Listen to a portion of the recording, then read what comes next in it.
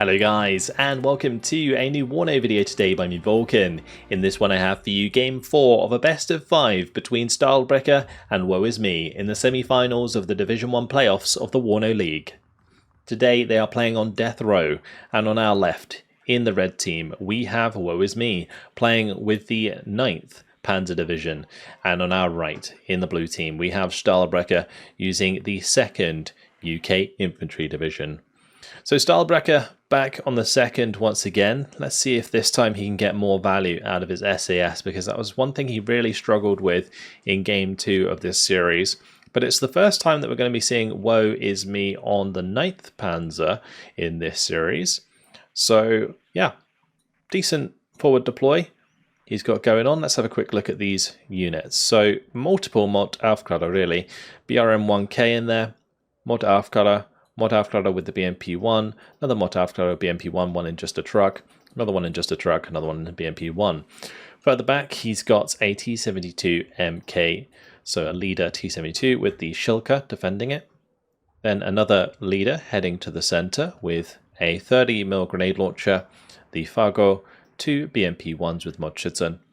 Further down, another 30mm and the Modschützen with the Schilke there. And the Sturm. Sturm actually a really interesting ATGM vehicle because it has the Kokon that helicopters fire, but on the ground.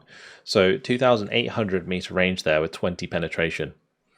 On the side of Stahlbrecher, he's starting with 4 units of SAS in their Saxons. He's got 3 Foxes on the top side, Scouts following up the SAS into the middle, and Scouts on the bottom with a Mot Airmobile, and then also the Rover Milan, Rover CP, and then on the top it's going to be Warriors with a Challenger Mark II. So not focusing very much into the bottom side. As you can see, since I last casted Death Row, it has changed. There's no longer one large sector in the middle. It's split up into two pointers. So you've got Elena and Anna. And ideally you want to be able to contest both, or you get into a position where you control one and they control the other. But basically what this does now is it makes it a lot less of a stalemate on this map than it used to be. But Stahlbrecher currently pushing hard for center, trying to get the SAS into position all the way up there, but they have been spotted early on by the BRM 1K. Really started to be a big fan of the BRM 1K. For me, it happened when I was playing campaign and I noticed just how effective they can be at spotting and killing light armored vehicles. So BRM in this case being used to spot the SAS coming up there, which means that Woe can avoid giving them too much value. But Double Fox of Stahlbrecher starting to make a flanking attempt on that top side. Meanwhile on the bottom, Woe's getting into a pretty good position. Not too much harassment occurring at the start of the game. But the SAS here might be able to deal with the Mot Aufklärer, although this grenade launcher may throw things in Woe's favour. Grenade launchers can be very potent against enemy infantry. Mot Aufklärer gets the RPG-18 on target. Will Stahlbrecher notice in time? The second one is likely to go down there. Last RPG-18 actually misses the mark. Or did it not fire? It didn't fire, but it did miss finally. So the Fox now free to kill the Mot Aufklärer there, in fact. Now, Mot Aufklärer moving up, killing another Saxon there. SAS have been found at close range. Woe is going to bail from that. Since his grenade launcher is not able to engage from range, he's better off just having that back off. But the SAS are coming, and they'll be looking to finish off that HGM squad and the Mot Aufklärer. So the Mot Aufklärer might be forced to be sacrificed here to save the support weapon squads. Now BRM on the top side did get taken out as the Warriors have now arrived. T-72 does get the first shot onto the Challenger Mark II, which forces it back. Woe, meanwhile, on the bottom, T-72 MK has cleaned out the Saxon, the Mot Airmobile are taken out here. Now the Scouts are found by the Modschützen, so they'll be cleaned up. And that will remove any presence from Stahlbrecher on the bottom side of the map. But the SAS did manage to take out both the Fargo squad and the 30mm grenade launcher. So getting some decent value out of that unit for sure. Just won't want to leave it in line of sight of the BMP-1s for too long. Now Jaguar cluster coming in. This has got to hit the mark. T-72 MK immediately evading. Su-22s getting on the back of it. Oh, the SAS shoot down one of the Su-22s, but the Jaguar cluster goes down, which is a big kill for Woe early on. That is going to allow him to utilize more of his T-72s freely throughout the game. So really, really nice stuff. Schilke almost taking out the Hell Arm. It does manage to complete the kill. Mortavkara up against the SAS, but the SAS ripped apart by the Schilke as well.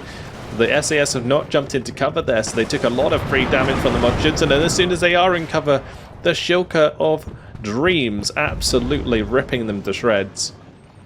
Warrior Milan does get revenge, but that is 2 significant squads taken out. Now the Mi-2s adding insult to injury as the rockets wipe out the armoured rifles. SAS from the top side looking to get their stingers on target. T-72 rolling back out for another engagement with the Challenger Mark II. This time the Challenger does get its shot on target, but the T-72 MK here, I was going to say its autoloader was going to allow it to shoot first, but the Challenger got the shot off due to its cohesion not going that low, and trades, well, it doesn't trade at all, kills the T-72 and gets out alive. So really, really solid engagement for the Challenger, which is not something you see too often. It's still only on 2 health, so very vulnerable. Unfortunately, that Challenger Mark II engagement doesn't really stop the bad news on this top side, because most of the infantry has been cleaned out, and whilst Stahlbrecher for the 4th time in this series has got a head-on conquest points, I don't think it's going to last too much longer once the leader gets back in there. Meanwhile, center Sturm going to be able to get the Kokon on target. Kokon, very fast missile. Box managing to smoke it off though and jump into cover. So now we've got the rockets arriving, the Gazelles, all 6 of them on their way to demolish some infantry. Since the Schilke got killed, the Gazelles are going to be very happy to clean up a lot of this infantry on the top side there. The Mi-2 might be able to stop some of them with the 23 mm autocannon that it has, but we'll have to move up preemptively if it wants to do that. Also, the SAS still do have some stingers left, so yeah, that might get the kill as well. But Mott Emmerbill about to jump in, about to reveal the location here, and this could be a really nice bunch of kills for the Gazelles. They're nice and close, which means they're going to be super accurate with these rockets. Just hoping they don't waste them on this SPW-70, that would be kind of tragic. Or the BMP-1. They do get the kill onto the BMP-1, but would have been much better to clean up all this infantry. I guess the Mott Emmerbill will probably still get round to that anyway, because Gazelle there, taken down by the KPVT of the SPW-70, can't sit there and take those shots for too much longer. Saxon taken out. Just a transport, nothing to worry about. But on this bottom side, new scouts have arrived. Woe did develop his position here quite a lot. But honestly, Stahlbrecher maintaining position on the map with a nice early push into the top side. Box does go down though, because the Mortschützen there get the RPG on target. The Sturm also fired the Kokon. Now SAS moving up. Between the Mott Emmerbill and the SAS, he should be able to jump in here, kill the infantry and take out the BMP-1. Maybe even capture the Ural to get some supply and properly secure this area. Let's just hope he doesn't kill the Ural, because he might by accident. No, he's not actually in line of sight, so he is going to cap it. T-72 is not going to kill it just yet. Or meanwhile down here, T-72 looks like it face tanked a shot from the Milan 2. Ural moves into cover, ready to resupply the SAS. So the SAS back up to 4 stingers here. Not sure if they'd used them up or not. Either way, Mordschützen clean out the scouts in the middle. The foxes are all dead. Ural actually manages to get back into cover here, which is going to be able to top off the SAS and the Modernbau. That's actually so huge, because it really does solidify Stahlbrecher's position here.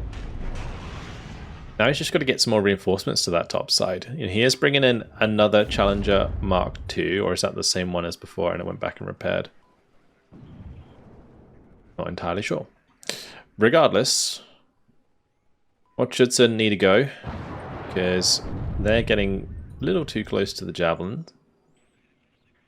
2v1 should work in their favour though.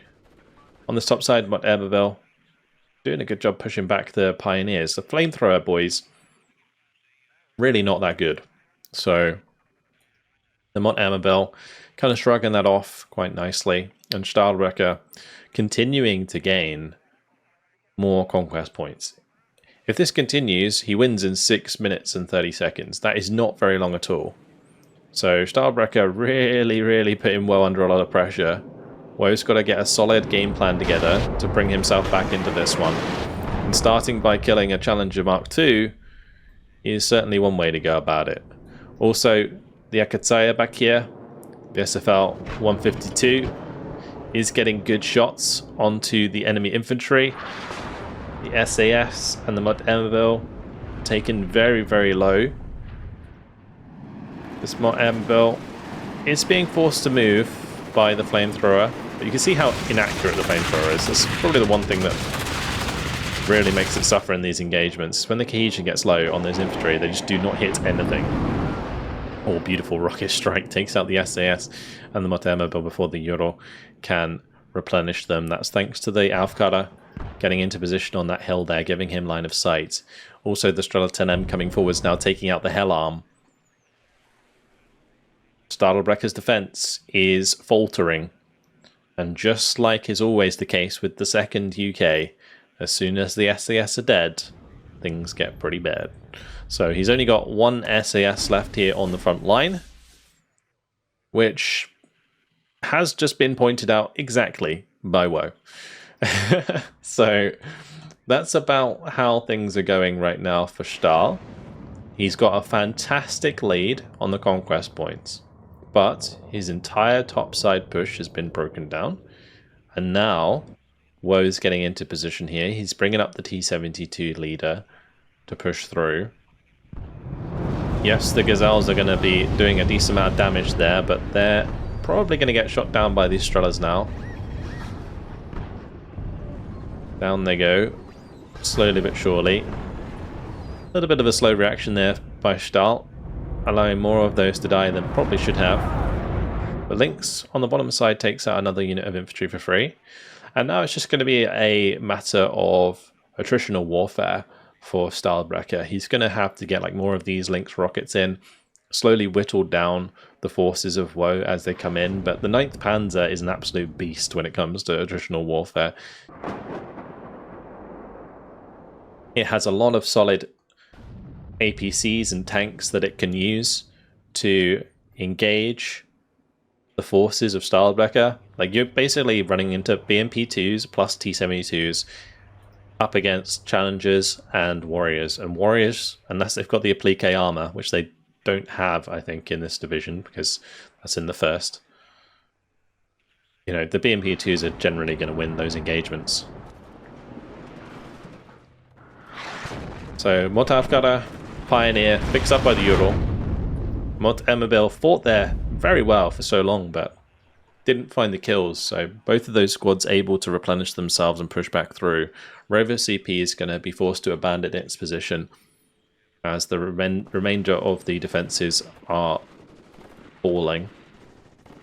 Fresh SAS has come into position, but not in an ideal position to engage the Mordschützen. Generally, if you want the SAS engaging infantry, you want them closer, because then they can activate their shock and really take advantage, full advantage of their special forces trait as well. And this is where these grenade launchers can be really, really nasty. Catching out an infantry in the open here just going to kill that infantry so fast. Meanwhile, though, we're going to have to keep an eye on the Challenger Mark IIs and all of these HGMs now setting into position. So Stahl, what it looks like he's going to try and do is set up a line of defensive HGMs so that he can kill off the T-72s when a push is made by Woe. The big problem he's going to have with that is the 9th actually has a decent amount of artillery. So he's already got the Ekata out, and there are other options for the 9th. The 9th can even bring the Napalm rocket launcher if he wanted to. But yeah, SAS destroyed on the top side here. That unit did not last long at all. And once again, Stahlbrecher struggling to find value out of the SAS. He did manage to shoot down one helicopter with him, but I feel like Woe is playing around this division so well. Like, he knows the limitations of the 2nd UK, and he's just not letting Stahlbrecher get the value out of those important units. T-72 trying to kill the Saxon. Saxon smokes itself off. It's one nice thing about the Saxon transport is it does actually have smoke. It's very, very handy. Oh, nice kill there. Rover Milan kills the T-72 at close range. The perfect range so that the T-72 couldn't fire back. Now the Carl Gustav trying its luck. Oh, the T-72 turned and fired that time. Mod Emabel not able to engage with its Carl Gustav in the side armor in time. So the T-72 is actually tanking so well. Cohesion's getting low though. One more shot from the Airmobile would finish the job. Can it get it off? Meanwhile, Lynx AH-7 Hellarm gets the kill onto the BMP-2. Strela 10M is missing its shots. Not going to be able to find a second. Airmobile does get the second T-72. The T-72s are taken care of.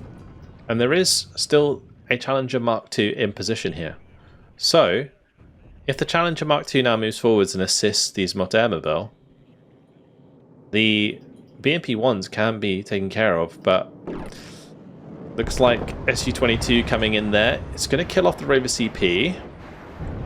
That's going to leave this uncapped on the top side because there's no leader again for Woe. Because Woe relies so much on these leader tanks, it does leave him very vulnerable to conquest point like this. But a beautiful strike there from the Su-22 takes out a Gazelle on the way out. Bunch of infantry now pushing forwards. Large concentration of units from Woe coming together to take out the last SAS. Now the Napalm Grad has arrived. Well, I guess it's a Napalm RM-70. He's going to use half the strike there to dislodge the Challenger. Jaguar did come in, took out the T-72S, which is a pretty tasty target. So not completely useless. But the Su-22 going to get a free kill onto the Challenger and didn't lose his aircraft. So, you know, things not really falling in favor of Stahlbrecher anymore. You know, he's using his aircraft and they're dying, and then Woe uses his aircraft and it doesn't die. I think that's a big difference.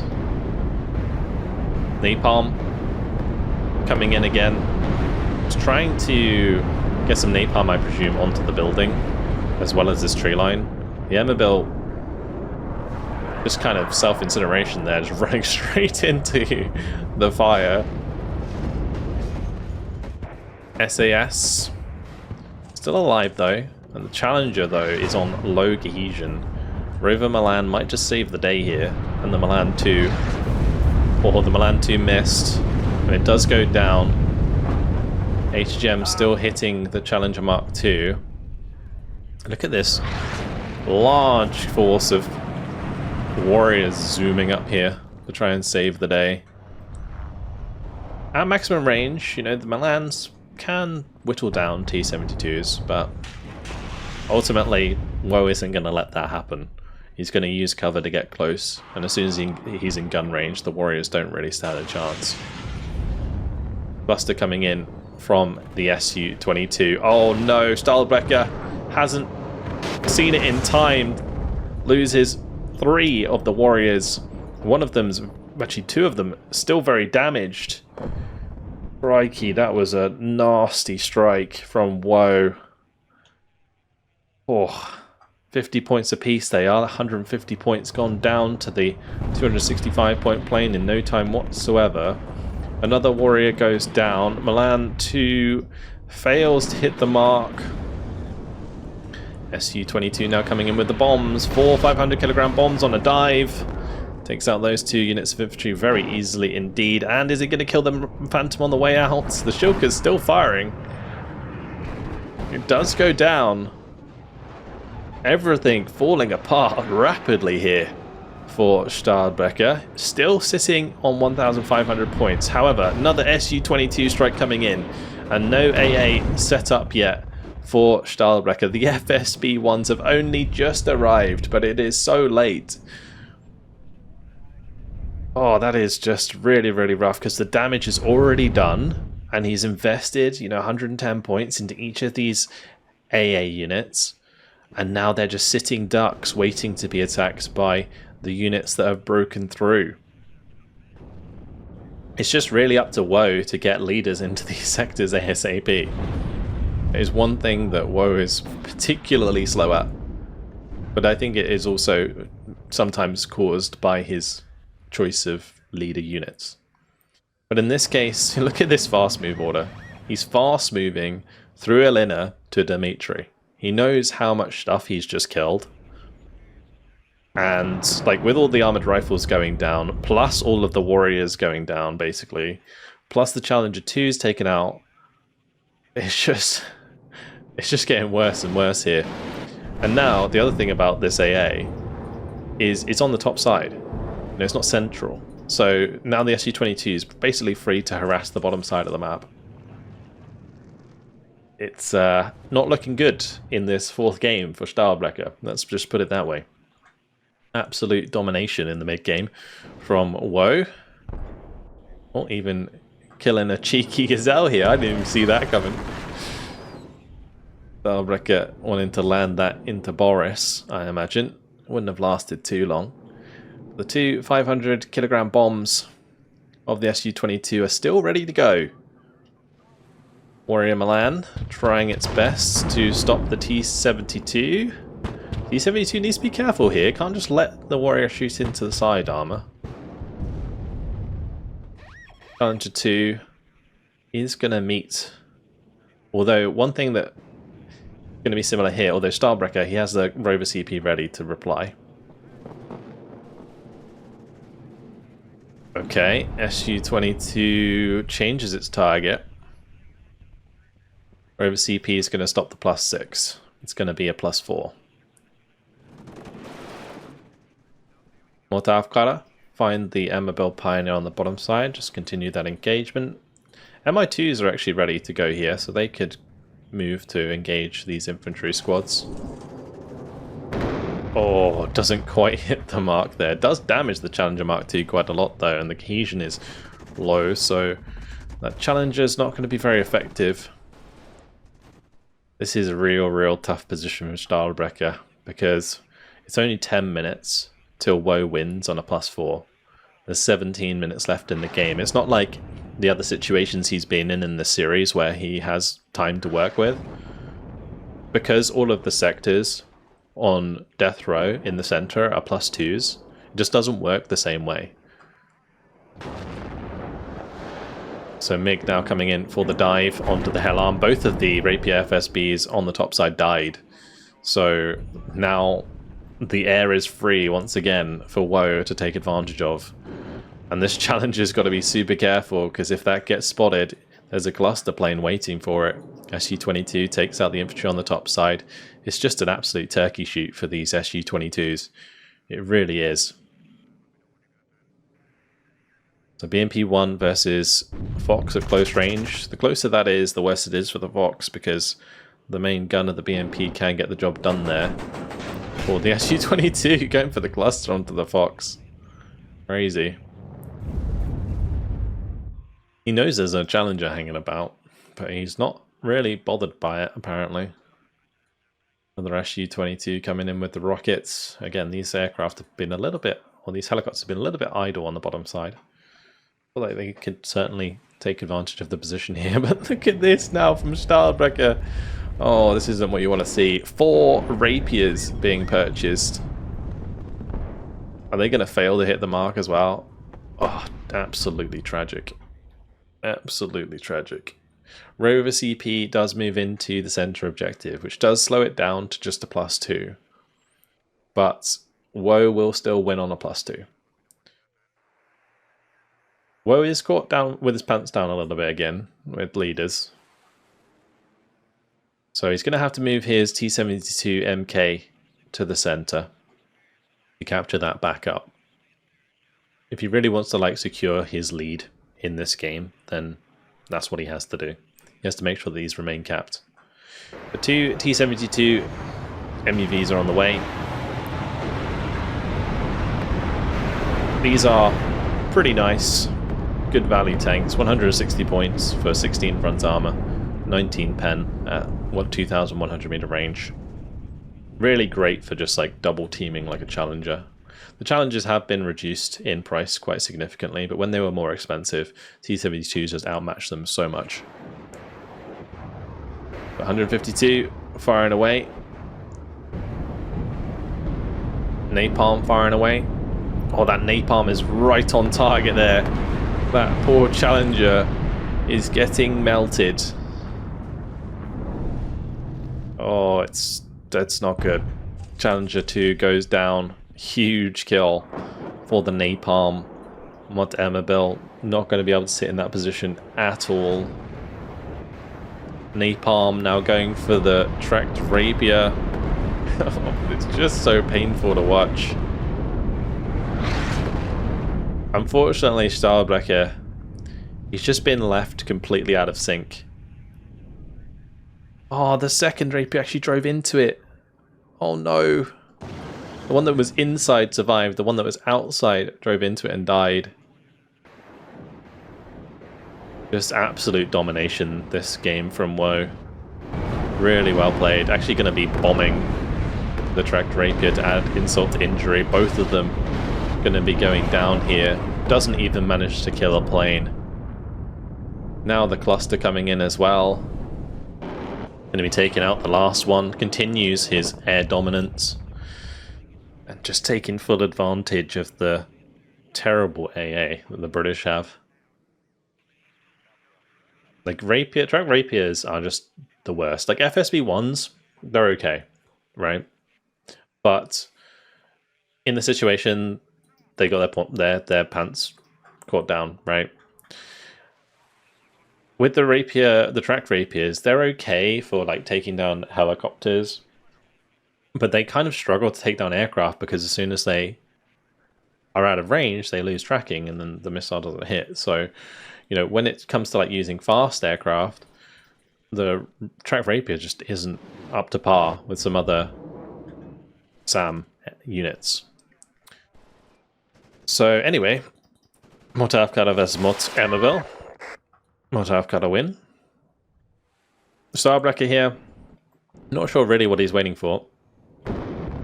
It's not going to get any better for him from this point onwards. SU-22 taking out the Fox there. 2 more track rapiers on the way. And then 2 more Warrior Milans. I don't see how any amount of forces with how much he's lost are going to get him back in here. Because the RM-70 has just melted so much stuff. The cluster bombers are going to hit really, really well. Like, Woe is currently sitting on a fleet of like, I don't know, 2 Su-22s with HE bombs, 2 Su-22s with clusters. He's got Su-22s with rockets. He's got the MiG-23 there hovering around the backside. Even if the rapiers come up and try and defend the push, those are going to bomb anyway. and the likelihood is the rapiers will die without getting a single kill again. So, yeah. Stahlbrecher leading himself up to one more try.